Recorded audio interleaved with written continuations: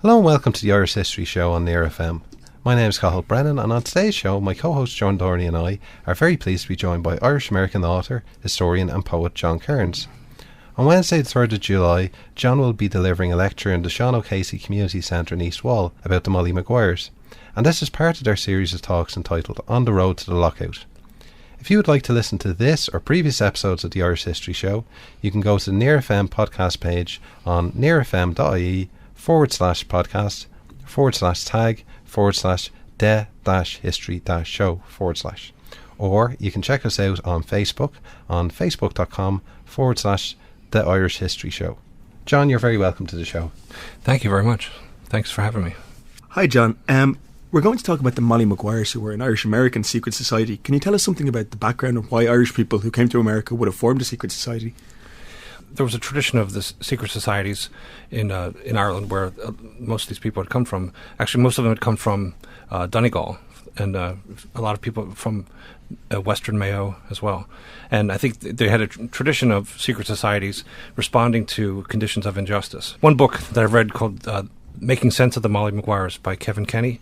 Kevin Kenny uses the term retributive justice, where they took direct action against landlords, against mine bosses, or whoever they considered had kind of broken the rules of some sort of social compact that they had.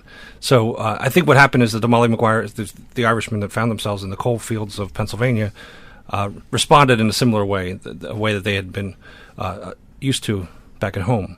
And I think they tried working through unions, and a lot of times they did both. They would follow the traditional union methods of striking and things like that, but then they would also threaten people with violence and sort of fall back on the old ways when the striking didn't seem to work. Mm-hmm. Now in Ireland there's a very long tradition of this. You've got white boys, ribbon men, Rockites, and so forth, right down to this century.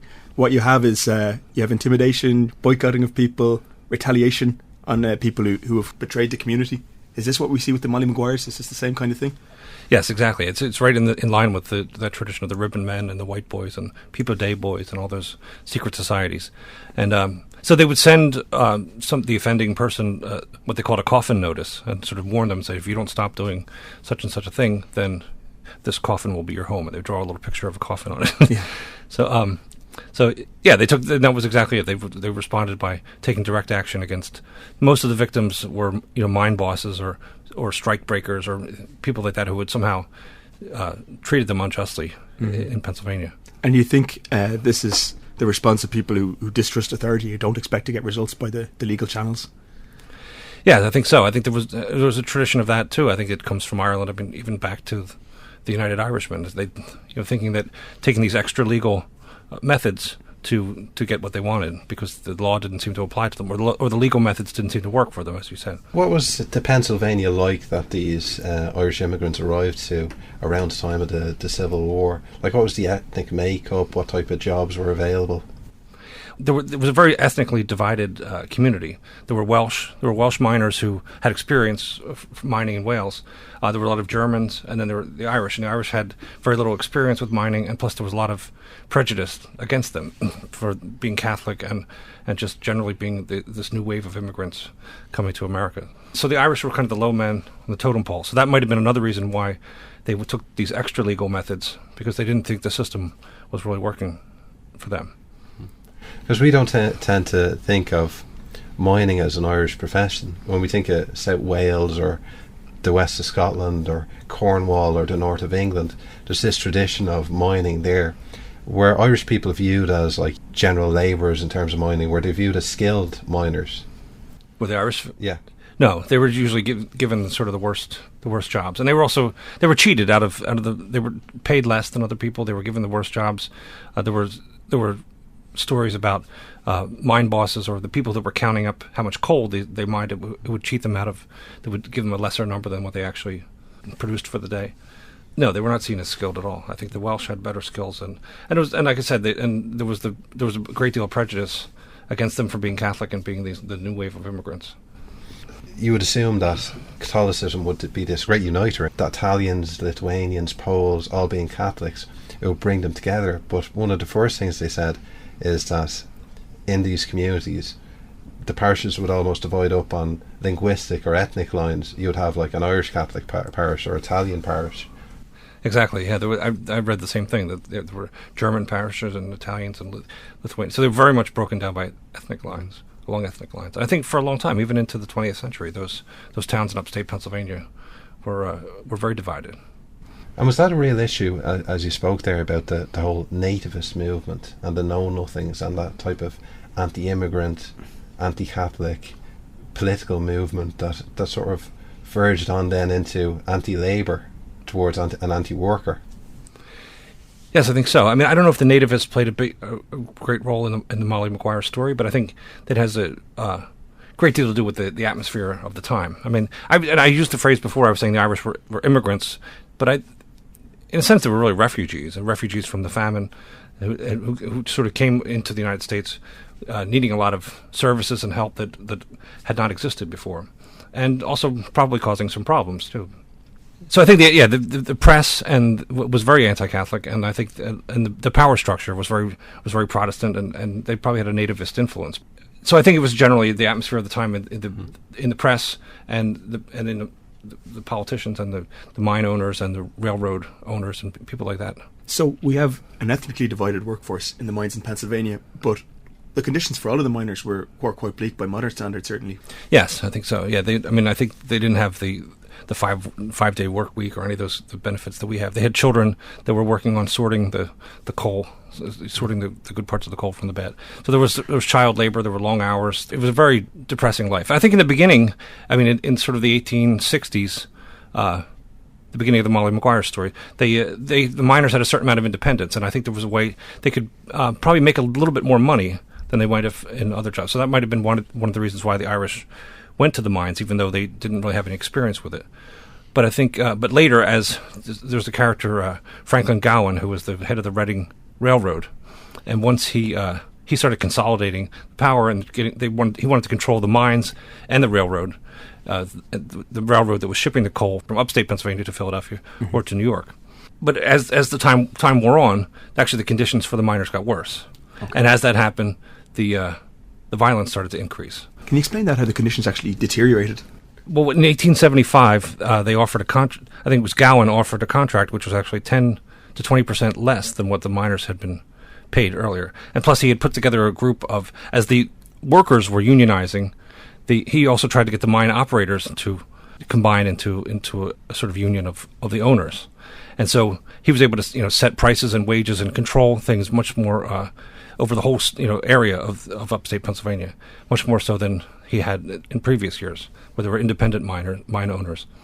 Yeah, so they actually lost money. They went and had a long strike. They actually call it the long strike of 1875, and by the end of that, things started to fall apart, and the people running the unions kind of lost control of some of the union members, and violence started to increase. And then eventually they had to just cave in to Gowan's demands and his contract, even though they didn't want to. But they said they did it just because of the pangs of hunger was really the only reason they did it. So it was very bleak and very depressing, I think, for them to go through that long strike and then only to end up, accepting a worse contract than what they wanted. Mm-hmm.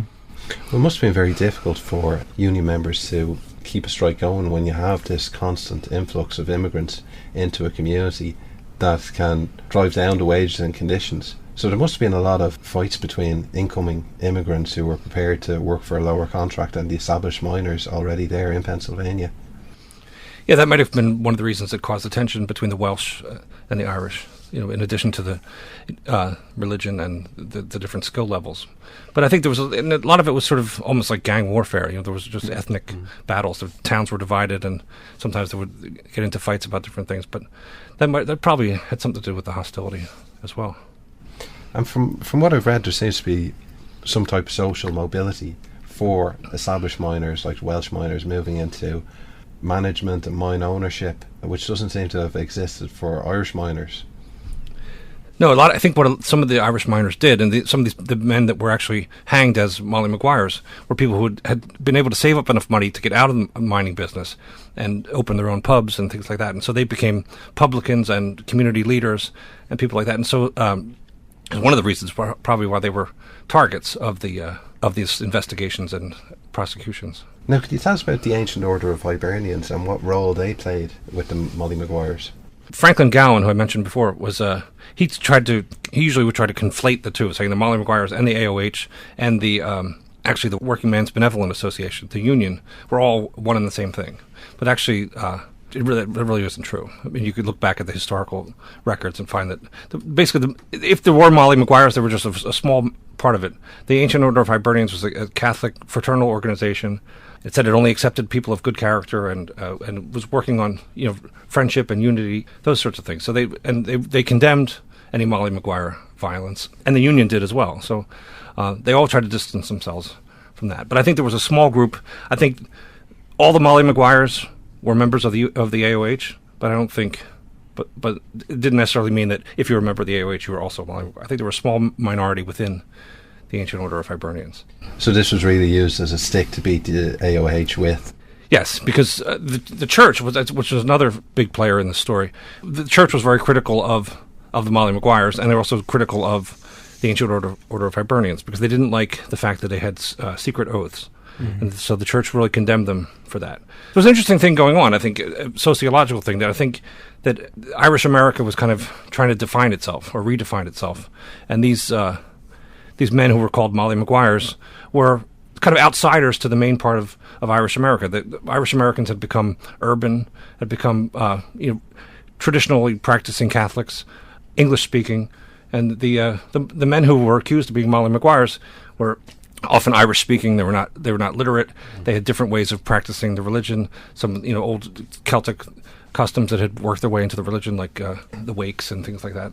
The church was trying to eradicate in those days with the devotional revolution. Mm-hmm. It happened here in Ireland, and same sort of thing was going on in America. So they were getting a lot of pressure from Dublin, from Rome, and from Philadelphia. So these were outsiders, and so there was an interest in getting rid of these kind of wild Irishmen. I mean, it's very interesting because the exact same thing is happening in Ireland, and not quite the same way, but you do have the church is against oath-bound organisations, be it the Fenians, be it the AOH, be it the secret societies, and yet there's also a certain sympathy for them at the same time. Is something similar going on with the AOH and the Molly Maguires? They don't really like what they're doing, but they can't totally disown them.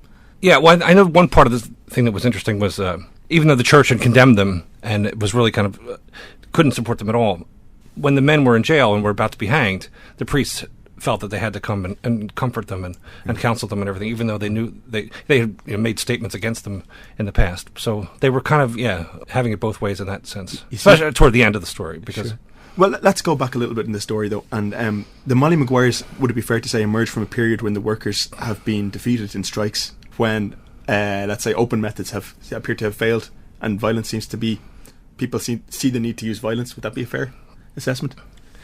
I think so. Yeah, there were sort of two times when the violence really flared up, and it was sort of in the 1860s, right around the American Civil War, and there was some fighting over the draft and over the conditions there. And then when the people came back from the war, there were more workers looking for jobs and things like that. So there was that period, and then I think the union, when the Working Men's Benevolent Association became stronger, then I think the violence decreased, and people gave the striking a real chance. But then once that long strike started to fall apart, and then once it completely collapsed, then and the WBA really lost a lot of its power, then it's where you see a recurrence of this Molly Maguire violence. And what did the Molly Maguires actually do? Like, what's their modus operandi? Well, they would, as I said, they would threaten people with these coffin notices if they felt that a mine boss or somebody was being unfair to the workers. And then, actually, one of the things they did was they would have men from a different town come and murder somebody, so the witnesses would not be able to tell. And then they would sort of exchange murders. They would go I'll go to your town and I'll murder your guy, and you come to my town. Time-honored practice in the West of Ireland, by the way, at the time. Not now, I should say. So again, these cultural kind of patterns reappear. I mean, there's also the whole thing about the Molly Maguires too. It's just it was wildly exaggerated, I think, by the media. The really one medium at the time, just the newspapers, and it was also wildly exaggerated by the prosecutors. Who actually Franklin Gowan was one of the prosecutors in court. What the real Molly Maguire violence was and what they actually did, it's very hard to know for sure, because they claimed that there was this reign of terror, that they were there's murderous thugs were everywhere, and that even when the hangings were about to take place, they said there were hundreds of them in the mountains drilling. They were going to attack and try to save, and nothing like that ever happened. Nothing materialized. So It's hard to really say. So I mean, this is what they were accused of and what they were convicted of. But I think there definitely was some violence. There were about 10 killings. But they say that before the killings and before the executions and the whole elimination of the Molly Maguires and afterwards, the crime rate stayed about the same.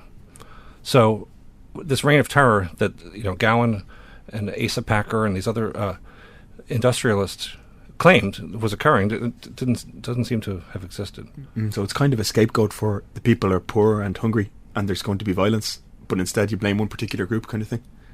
Right, and they associated the Molly Maguires with the Union and with the AOH, and so by lumping them all into the same category and hanging 20 of these men, they could kind of eliminate a lot of the resistance and sort of take over the whole coal industry. It seems very appropriate that you're delivering this talk as part of a series of talks to do with 1913, because there seems to be so many links between this story and the 1913 lockout in Dublin.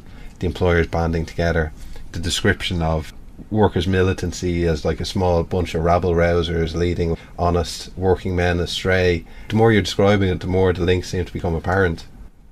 Yeah, I think there's a definite link between the long strike of 1875 and the Dublin lockout in 1913, I think. And with similar results, right? I mean, both sort of ended up in defeat for the workers, unfortunately. Well, there seems to be more working-class solidarity among the miners in Pennsylvania than seems to be let on in some of the written reports. This idea that it's just constant squabbling between ethnic groups. There does seem to be a bit of solidarity there among the miners when a strike or an industrial dispute does come up.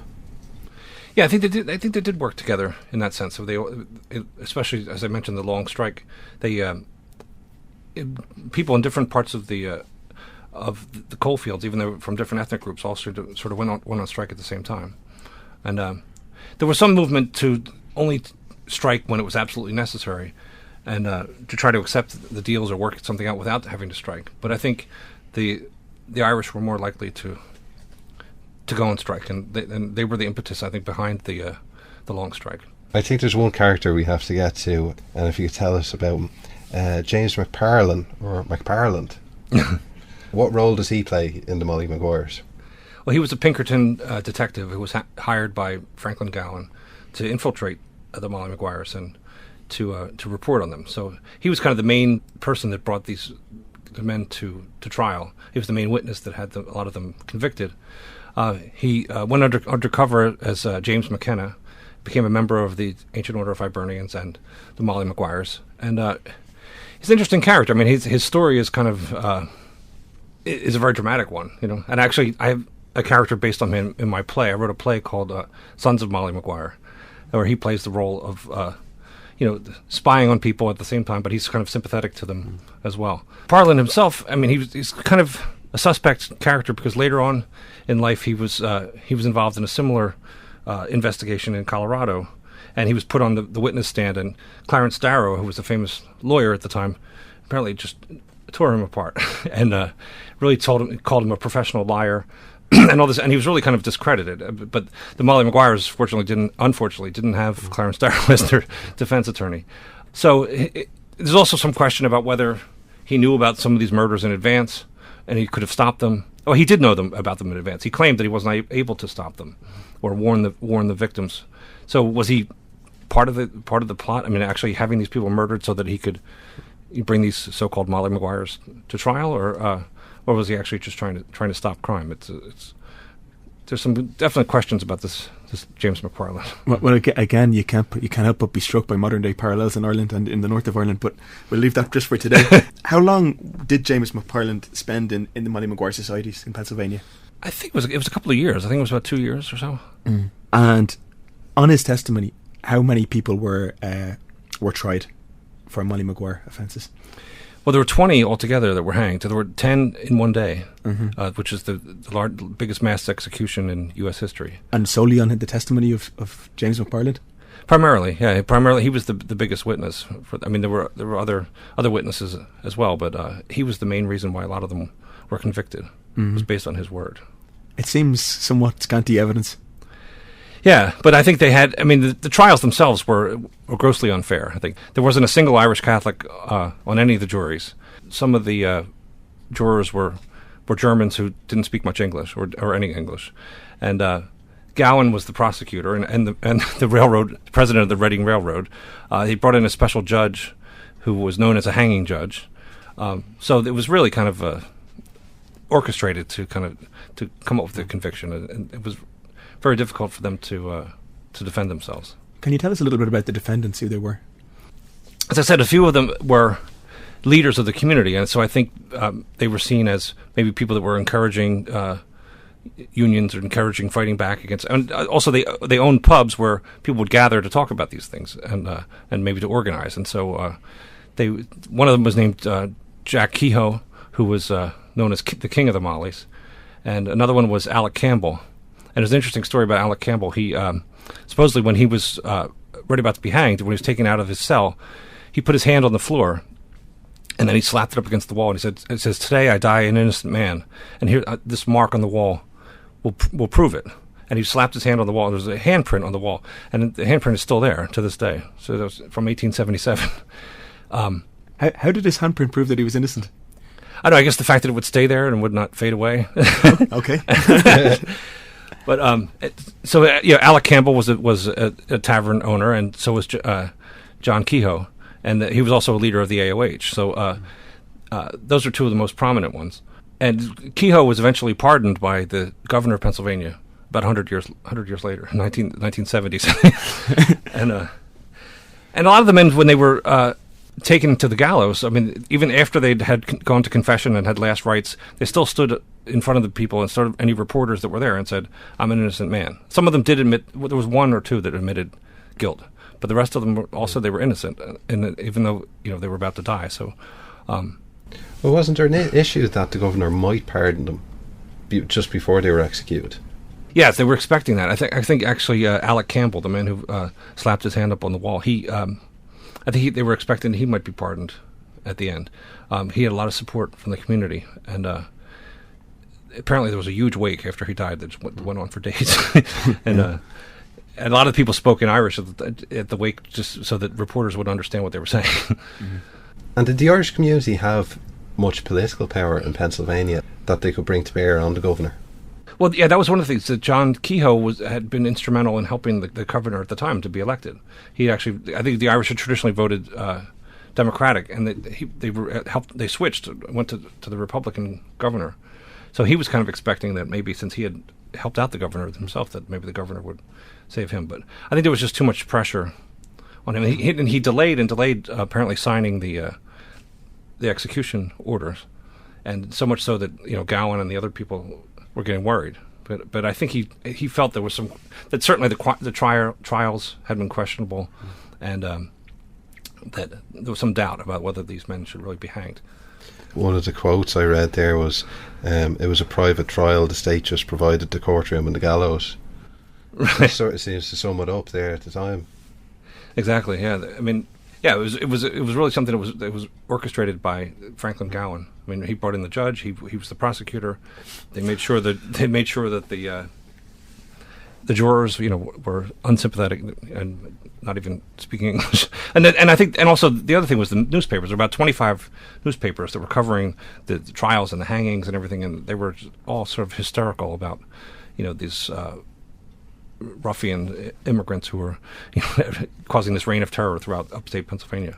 How exceptional was the number of hangings? Well, there were 10 in one day, and there were 4, I think, in Pottsville and 6 in Mauchunk, which is now called Jim Thorpe. So there were 10. That was, the biggest mass execution in U.S. history. Mm-hmm. And then over the next year or two, there were 10 more people that were hanged. I mean, I heard during or just after the American Civil War, Lincoln had a lot of Indians hanged in one of the Midwestern territories, not a state at that time. But they were outside of state law, I suppose. Oh, maybe, yeah. But this would certainly have been the biggest mass execution of citizens, if you like. It's true, yeah. So we're just going to take a quick break there for a moment, and we'll be back with John Kearns in part 2. 20 Molly Maguires were hanged. How did the Irish community feel about this? What was their reaction to so many hangings? Well, I think they were outraged. As I said, there was this huge wake for Alec Campbell. There was actually a big march as they were taking his body away from the jail.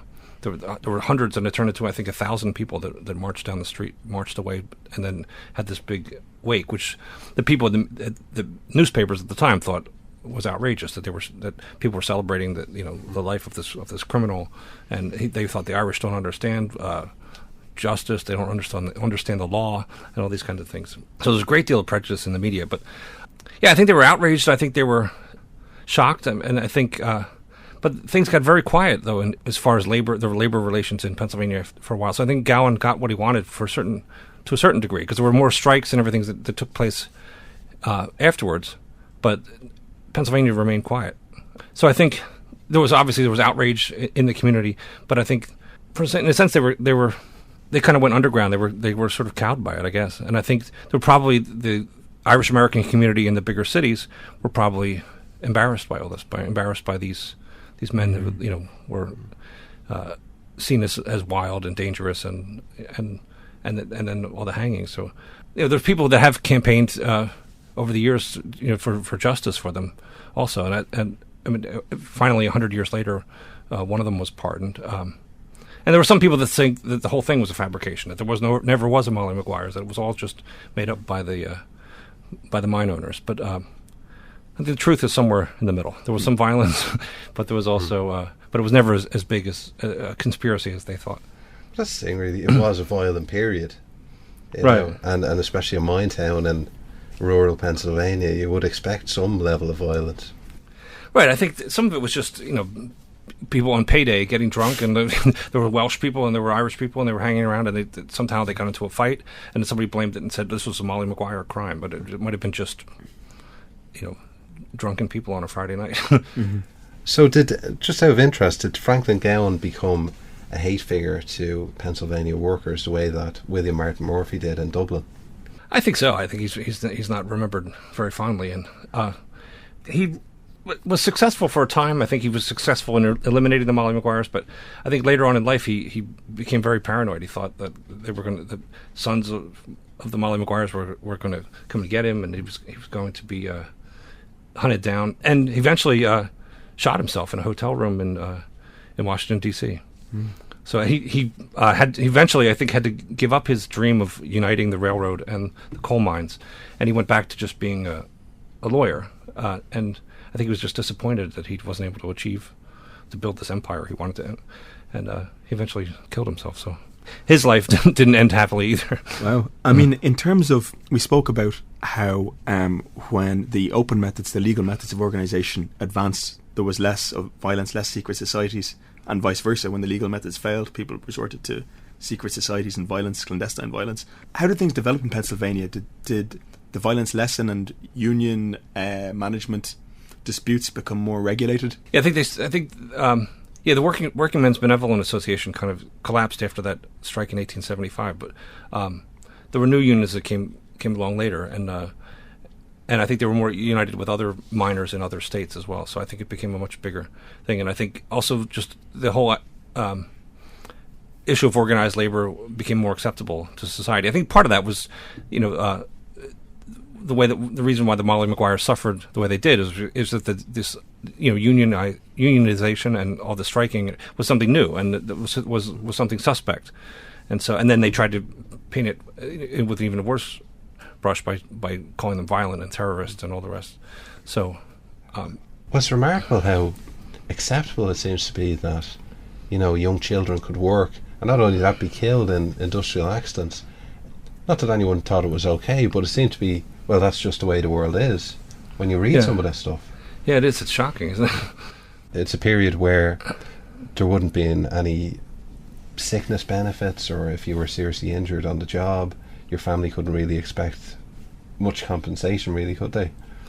No, it was very difficult for them, and I think when they went on strike, it was even more difficult. I mean, they had children to feed and things like that, and they had strikes that went on for a few months, and so it was very difficult. Yeah, and they certainly had cause to fight back, and I mean they were treated very unfairly. The conditions were bad, and the pay was low, and then from time to time the owners would cut it if they wanted to. I mean, in this part of the world, we're very familiar with the mines over in Britain, in Wales, and north of, as Cathal was saying, in Wales, and north of England, in Scotland, which have mostly closed now. after these big battles they had in the 1980s, basically just closing them all down. Are there still mines in Pennsylvania? No, I don't think so. I don't think there's very much mining going on. They've gone the same way, yeah. Yeah. And is there still any memory and popular memory of the Molly Maguires in that era in the locality? I think so. Yeah, I think that that handprint of Alec Campbell is still a tourist attraction. I think in the area I think there are some pubs named Molly Maguire and things like that. So there are some people that, and it's remembered. And I heard when I was growing up that if you went to upstate, I grew up in Philadelphia, which is not too far from that area. But I heard that if you went up and asked any questions about the Molly Maguires, you wouldn't get much of a response. Nobody wanted to tell you anything. Mm-hmm. So I don't know if it's still that way, but it was that way in the 1970s anyway. Sure. But I presume that James McParland is quite the unpopular figure in Irish American folklore. Yeah, I think anyone who's familiar with this story would see him as a villain. I mean, he was an informer. He was the worst sort of person you could be. Yeah. Apparently, he must have been kind of a charming character. I mean, he worked his way into these inner circles, and they said he could dance Irish jig, and he could buy people drinks, and I guess he had money, from the Pinkerton detectives, and he was able to work, and also he could read and write. So they made him a secretary of the Ancient Order of Hibernians. So he was obviously a very devious character as well, and they thought he was a liar and a murderer, and all the widows called him that in the courtroom. I mean, the women who became widows later. Yeah. A couple of weeks previously, you would have been their best friend or the best friend of their husband, right, in their house. Wasn't he engaged to one of the men's sisters? Yeah, and there's the movie, the Molly Maguires with Richard Harris and Sean Connery, and then in my play called Sons of Molly Maguire, I sort of worked that story into that too. That he's also has this girl who's falling in love with him, and he's extremely devious. I mean, even in my play, I have him give her the letters to drop into the mailbox. Can you mail these for me? And the audience knows that the letters are his reports back to Gowan. But I mean, again, it's amazing how familiar this is. We had Shane Kenna, who's a historian of the Fenian movement in the 1880s, and talking about informers, infiltration, all this kind of thing. But what was struck me as well was, as you said, there's also in Irish America, there's a tension between these wild traditional rebels and mainstream Irish America, which wants to be part of the establishment in the United States. Yeah, I think the Irish were becoming more, were working their way toward the middle class at that period of time, about 1877. I mean, the Irish were practically running New York City, probably, and I mean, they've become the police, the fire departments, the teachers, the school teachers. I mean, I think they've moved into a lot of at least stable jobs, and I think maybe they wanted to leave this wild past behind them to a certain degree. Yeah, I mean, the thing is, the irony is that in Ireland of that time, let's say Irish Catholics still couldn't have dominated those professions, but they could in the United States. So there's a big motivation to assimilate, if you like. Yeah, I think in the nearby cities of Philadelphia and New York, I think you had a lot of assimilation going on, and even I think probably the mainstream of people in the coal region also were not part of this Molly Maguire violence or anything. I think it was a small group of people that just was blown out of proportion by the newspapers and the mine owners. Well, as you said there about your play, it must be a fascinating subject, a really rich subject for a playwright to delve into. Yeah, there's certainly a lot of drama, I think, in the story. Like I said, the story between the detective and the girl who he's falling in love with. There's the tension there, and also becoming friends with these men that he knows he's going to have to testify against and have them killed. And one of the things I tried to do in my play was to talk about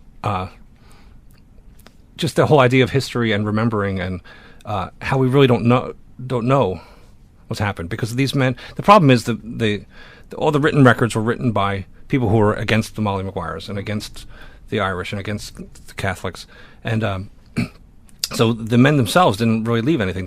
Most of them were illiterate, or they were Irish speaking, or they couldn't write well in English.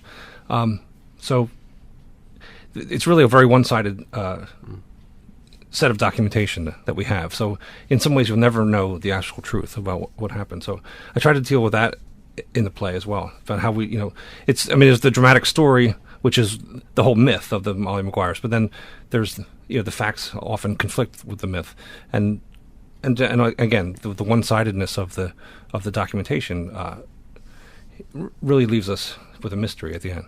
What type of reaction did you get from say specifically an Irish American audience to the play? I was happy that it did very well. We had some very good audiences. I was flattered that it was part of a festival, and my play was chosen to be on the main stage of the festival, which I was very happy about. And we got good crowds, and I think people were very moved by the story. I think they're moved by the scene with between the James McParlane character and his girlfriend, and also by the stories of the hangings at the end. I think people were kind of outraged by what happened. Maybe a lot of people weren't that familiar with the story. I think people in Pennsylvania are familiar with it, but I don't think the New Yorkers really knew much about it. So they didn't really know what much about it before they came in. But it wasn't simply a play where you could sit back and say, I'm going to learn what happened to the Molly Maguires. I was trying to question things and question the way that the story is told, and question the story that we've received, and see, is this really what happened, and will we ever know what happened? And that's always one of the most difficult things in history, of course, because the cliche is that the victors write history, but regardless if that's true, the powerful people write history. So, and even when people are being charged with crimes, the statements get written by the police in Ireland, by the Gardaí. So, the sort of bias of documents is always a problem when you're trying to figure out what happened in any situation, I think. Yeah, that's true. And this case happens to be a little bit more extreme because it's the Mollys didn't leave any records at all. Right. The records that were written were extremely biased from our point of view. If you look at it by today's standards, I don't think anything like that would be written about an ethnic group today. And how did this affect politics, or even popular politics in Pennsylvania? Would you ever have candidates referring to their opponent as a Molly Maguire, or would the Irish community in, say, Irish Democrats in Pennsylvania feel any connection to the Molly Maguires, or ever mention them or anything like that? I don't know if they would today, but I think for years afterwards, I think I think it had more of an effect on the organized labor. Whenever they tried to unionize or stuff like that, they would be damned as Molly Maguires. And I think, or maybe if a politician was supporting unions, they would be supporting Molly Maguireism or something like that. I don't think it would come up much today. An odd thing in Ireland in the early 20th century was that the Ancient Order of Hibernians and the Irish Party sort of mob street fighters would be called Molly Maguires by their opponents. Their separatist opponents would belittle them as Molly Maguires. Yeah, so in Ireland it lives on for about 50 years afterwards. Really, it's true. Particularly in Cork. Particularly in Cork, where they used to, at election time, the rival nationalist parties used to beat each other up, and one of them was derisively nicknamed the Molly Maguires. Well, there was a Molly Maguires secret society in Ireland, but okay. There was no. I don't think there was any connection between. I think the one in Pennsylvania was formed independently, and that was another thing they were accused of. They accused that this was an organization that was imported from Ireland right into Pennsylvania, and they said there was this mysterious Board of Erin, which the Mollys were reporting back to, and so there was also this foreign influence was coming into Pennsylvania that that was criticized as well. I suppose at the same time there would have been a bit of fear, wouldn't there, among some sections of America, that Irish America and Union veterans who had been involved in the Fenians could actually drag America unwittingly into a war with Britain through the invasions of Canada and different schemes they had employed. Yeah, so I think there was some fear of that. There were Fenians that did try to invade Canada, and some of the Irish went into the American Civil War just to get military experience, so that maybe they could come back and fight against Britain. But there's also a standoff between the miners and the Molly Maguires in upstate Pennsylvania and the Union troops. At one point, when they wanted to have the draft, they were going to send. I think Lincoln was going to send a battalion of soldiers or whatever to upstate Pennsylvania to make these people, sign up for the draft. And then apparently he stopped them. He said he didn't have. They had enough bloodshed between Americans killing Americans. They thought. So, and also there was the draft riots of 1863 in New York, and so which the Irish were heavily involved in. Right, exactly. Yeah. Because apparently, if you had $300, then you could get out of the draft, and most of the Irish didn't ever have $300 at that time. So, if we return back to the popular perception of it, one of the things you mentioned there was the Sean Connery movie. Now, it would probably be something that not many people would have seen because it's good. 40 years old now at this stage or more. Yeah, I think it's 1970, 69 or 70. Yeah. So it's due a remake. It's true. Yeah. Yeah, there's a lot of potential for drama in this story. I mean, like I said, the myth is probably the most dramatic story. I mean, the whole story of the detective going undercover and finding the criminals, and then the murders themselves, how they exchanged murders from town to town, and yeah, I think there's still plenty of potential for another movie. Well, how do you feel watching it as somebody who's studied the trials and studied the Molly Maguires? Can you enjoy the film, or are you driven mad by all the plot holes? Well, I think I watched it as I was working on the play too, so just to see what what someone else had done with this story. I guess I was a little frustrated that it spends a lot of time on the love story and it doesn't really get into that much detail about it. And I don't think it really shows that much about the injustice that they suffered. I think it shows them blowing up trains and things that were kind of not really accurate, but so it's frustrating on that level. Yeah, but I think it's a better movie than what was reflected in the box office, because I think it's a famous box office flop. Okay. In terms of academic history, has much been written about the Molly Maguires? Yeah, there's been a certain amount. The first few books were extremely biased. I think the first one was written by Gowan himself. He wrote, and again, he was controlling the whole story. And most people who followed that sort of followed that same line of thinking, right up until in the 1950s. And then there's a recent book by Kevin Kenny called "Making Sense of the Molly Maguires," which really takes a balanced and sort of much more academic study of the whole story. And it gets into all this detail about where exactly they came from, what the truth of the situation, how many, what murders were actually committed, and what can we actually, what were the forces that were in society that were lined up against the Molly Maguires, and so that's I think by far the best book on the subject, because the rest of them sort of, they get involved, they get drawn in by that dramatic story of the undercover detective and all the hangings and everything like that. So. I think it's due more. It could have more, serious academic study. I mean, if someone was to research it further, what do you think would be fruitful areas for people to research? I guess if you could somehow go back and find out if we could prove the innocence or guilt of these men. What exactly were they? What was their involvement? What were they actually guilty of? Because it's been very difficult for people to determine.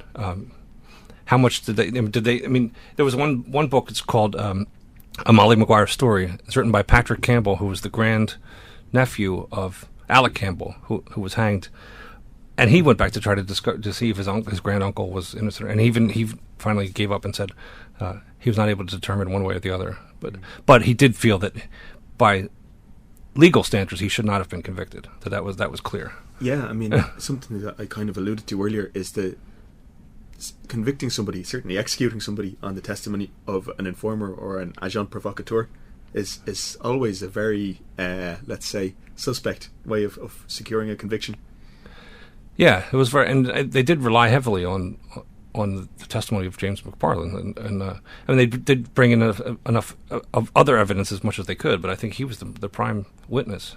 Did you ever find out if he felt any guilt about what he did? Well, they say that he got very paranoid toward the end of his life, thinking that the Mollies were out to get him. But no actual guilt.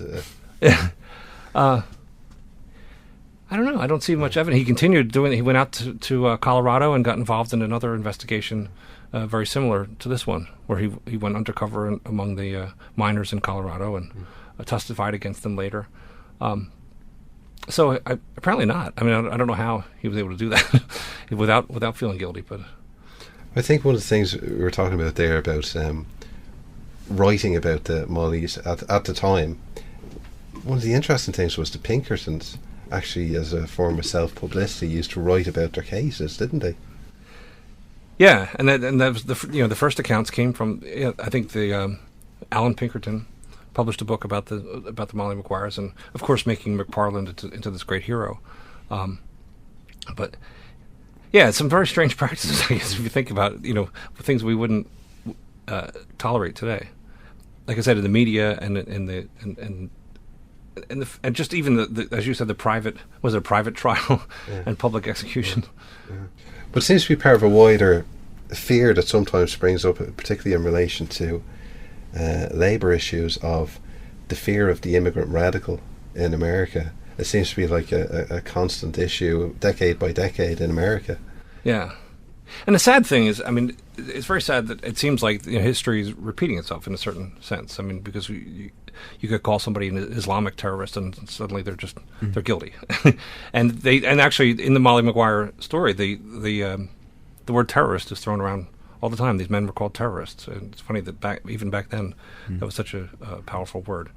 And so yeah, sadly, I mean, a lot of these issues that are in the story, and it's one of the reasons why I wanted to write the play, is that the issues of terrorism, the media, the corrupt courts, and all these things are things that still go on today, especially in the U.S. since September 11th. So some very questionable practices, I guess, still going on, or they come back again, sadly. So is there any plans to run the play again in Pennsylvania anytime soon? Yeah, I'd love to do that. I think the Pennsylvania audience would really get a lot out of it, because I said they would be much more familiar with the story than New Yorkers are. Yeah, I'd love to do it again. I mean, it was we did it in a festival where we had sort of a time limit, and you had to get in and out of the theater quickly after so the next show could come in. So it was tough in that sense to tell this big story, this story within those constraints. So I'd love to do it again with where we had the theater all to ourselves and could set up a really good stage and a set. I mean, and also to get some more Irish actors. We had basically one Irish actor in the cast. Irish speakers, maybe, no? Yeah, well, they had to learn.